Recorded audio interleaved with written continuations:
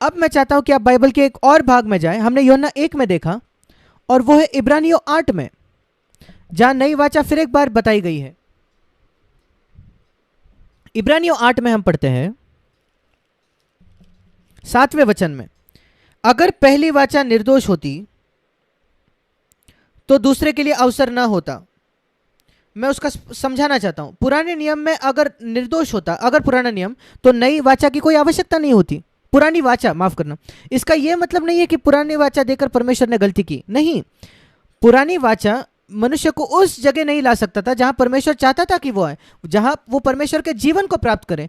वो सिर्फ मनुष्यों को कुछ आज्ञाएं मानने पर विवश कर सकता था। 10 आज्ञाएं, उसमें से 9 आज्ञाएं, हत्या मत करो, व्यभिचार मत करो, चोरी मत करो, बस। पर वो परमेश्वर की इच्छा नहीं थी। परमेश्वर की इच्छा उससे अधिक था कि उसका जीवन हमारे मनुष्य के हृदय के अंदर आ जाए और वो अंदर से आज्ञा माए, ताकि हमारे अंदरूनी भाग से, हमारे हृदय से वो परमेश्वर को प्रसन्न करे। क्योंकि बाइबल कहता है पहले शमूएल उसके 16वें अध्याय में, मनुष्य बाहरी रूप को देखता है पर परमेश्वर हृदय को देखता है। पुराने नियम में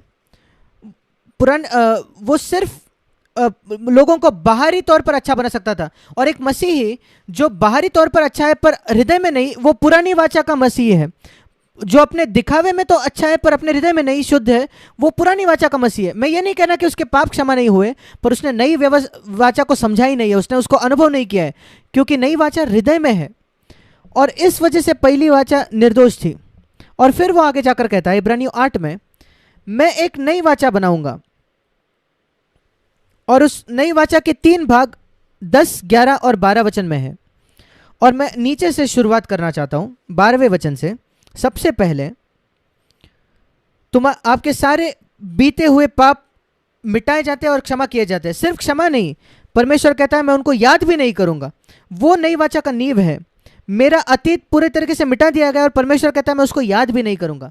हमें वहां शुरुआत करने की आवश्यकता है। फिर हम दूसरी बात की ओर बढ़ते हैं, सब मुझे पिता के तौर पर जानेंगे। उनको एक दूसरे को सिखाने की आवश्यकता नहीं, मैं पवित्र आत्मा को दूंगा हर एक व्यक्ति को। पुराने नियम में नबी को जरूरत थी कि वो नीचे आकर लोगों को प्रभु के विषय में सिखाए, अब नहीं। पहला यूहन्ना 2 अध्याय में लिखा है, आपके अंदर एक अभिषेक है जो आपको सारी बातों के विषय में सिखाता है। और यहां भी सब लोग मुझे जानेंगे। आपको परमेश्वर के द्वारा बारे में जानने के लिए किसी भी व्यक्ति की जरूरत नहीं। क्यों परमेश्वर शिक्षक देता है चर्च में? बाइबल सिखाने के लिए। बहुत अंतर है बाइबल जानने में और परमेश्वर को जानने में। एक बच्चा अपने पिता को जा सकता है, यद्यपि वो मैथमेटिक्स नहीं जाने, गणित नहीं जाने, उसको समय लगता है, पर वो अपने पिता को जान सकता है एक बहुत जवान उम्र से। और नई वाचा में जरूरी बात है परमेश्वर को जानना, सिर्फ बाइबल को जानना नहीं।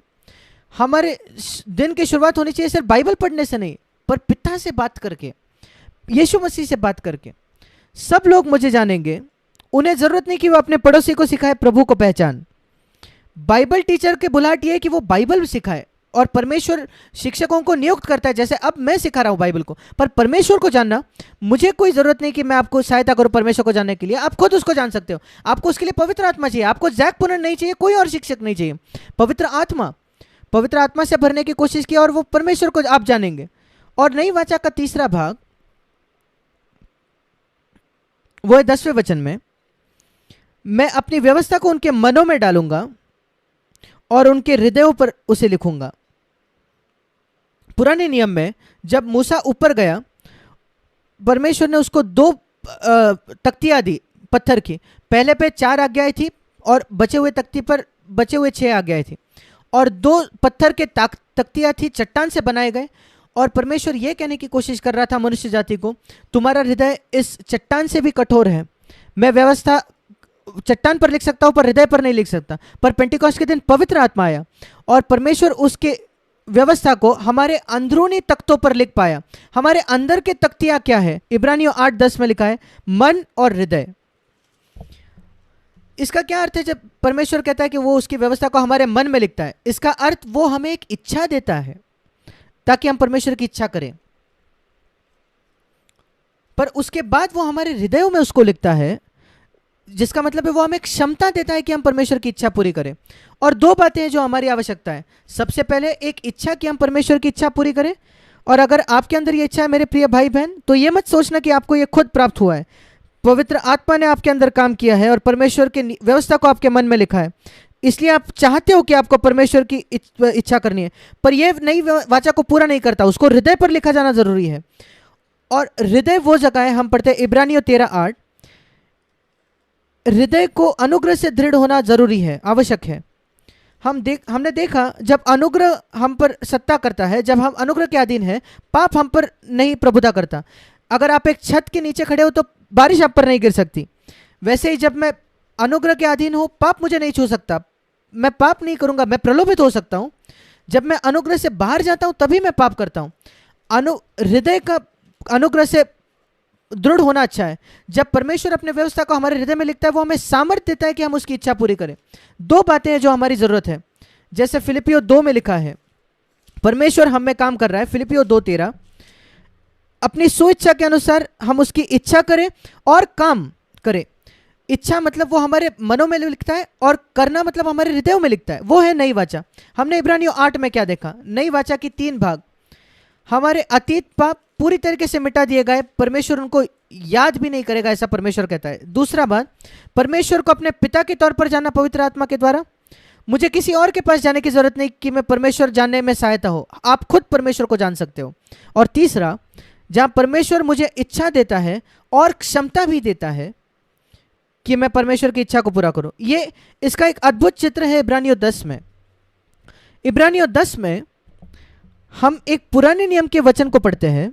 इब्रानियों 10:7 में हम भजन 40 उसके 7 और 8 वचन से पढ़ते हैं, जहां दाऊद कहता है भजन 40:8 में, हे मेरे परमेश्वर, मैं तेरी इच्छा पूरी करने से प्रसन्न हूं। भजन 40:8, 7 और 8, मैं तेरी इच्छा पूरी करने में प्रसन्न हूं, वो है व्यवस्था मन में लिखा जाना। पर यीशु मसीह यहां कहता है इब्रानियों 10:7 में, मैं परमेश्वर तेरी इच्छा पूरी करने के लिए आया हूं, वह व्यवस्था है हृदय में लिखी गई। आप देखिए फर्क, भजन 40 को यहां कैसे लिखा है इब्रानियों 10 में, आपकी इच्छा करने में प्रसन्न होना नहीं, बल्कि आपकी इच्छा पूरी करना। पुराने नियम के संत जो थे उनके अंदर इच्छा थी परमेश्वर की इच्छा पूरी करने की, जैसे आप में भी है, पर प्रश्न यह है क्या आपने उस क्षमता को महसूस किया है।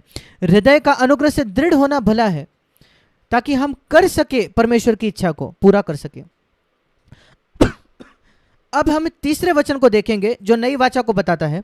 हमने यूहन्ना 1 देखा, हमने इब्रानियों 8 देखा, अब हम देखेंगे मत्ती 5, 6 और 7, जिसको पहाड़ी उपदेश कर जाना जाता है। कई लोग पहाड़ी उपदेश को गंभीरता से नहीं लेते, वो कहता है ये असंभव है इसको पूरा करना। मैं आपको बताना चाहता हूं यीशु मसीह ने पहाड़ी उपदेश के अंत में क्या कहा। उसने 3 चित्र दिए, 2 मार्ग, 2 पेड़ और 2 घर। सबसे पहले उसने कहा जो मार्ग मैंने बताया वो बहुत सकरा है, एक सकेत मार्ग है, सकरा मार्ग है, सकेत फाटक है जब हमारा नया जन्म होता है जिससे हम प्रवेश करते हैं, और एक सकरा मार्ग है जो जीवन की ओर ले जाता है, वो मत्ती 5, 6 और 7 में है। और फिर वो कहता है 2 पेड़ों के विषय में। जरूरी बात ये नहीं है कि हम इसकी नकल करें, नहीं, आपकी मूलभूत जो पेड़ है आदम का जीवन वो बुरा है, उसको काट देने की आवश्यकता है, और पवित्र आत्मा को आपके अंदर दूसरे पेड़ को लगाना है जो आपको ये जीवन देगा, जो आपको क्षमता देगा कि आप मत्ती 5, 6 और 7 की आज्ञाएं मानो। नहीं तो आप कोशिश करोगे और जीवन भर असफल रहोगे। और तीसरा चित्र वो इस्तेमाल करता है 2 घरों का।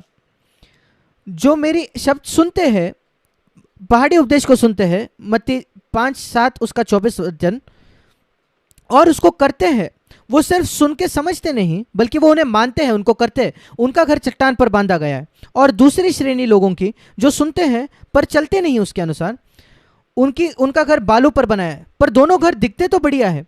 जब तक मसीह वापस नहीं आ जाता वो घर अच्छे दिखते हैं, जब मसीह आता है वो आंधी आती है, बारिश गिरती है और वो घर गिर जाता है। और पहाड़ी उपदेश की आज्ञा मानना, उसकी आज्ञाकारिता, वो बहुत बहुत जरूरी भाग है नई वाचा का।